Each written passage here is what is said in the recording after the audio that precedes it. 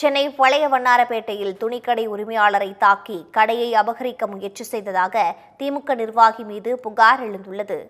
பழைய வண்ணாரப்பேட்டை பகுதியைச் சேர்ந்த மனோசங்கர் என்பவர் அதே பகுதியில் துணிக்கடை நடத்தி வருகிறார். இவர் காவல் ஆணையர் அலுவலகத்தில் புகார் மனு ஒன்று அளித்தார். அதில் திமுக நிர்வாகியான ராஜன் சரித்திர பதிவேடு குற்றவாளியோடு இணைந்து தனது கடையை அபகரிக்க முயல்வதாக குறிப்பிட்டுள்ளார்.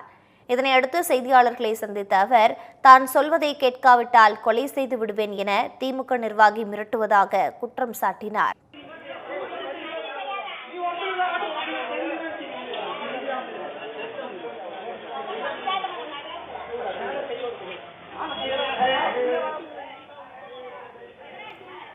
இந்நிலையில் துணிக்கடை உரிமையாளர் மனோசங்கரை மிரட்டி கடையை வேறு ஒருவருக்கு வாடகைக்கு விட ராஜன் திட்டமிடுவது தொடர்பான சிசிடிவி காட்சியும், மனோசங்கருக்கு சொந்தமான சிசிடிவி கேமராக்களை திருடிச் செல்லும் காட்சியும் வெளியாகி அதிர்ச்சியை ஏற்படுத்தியுள்ளது.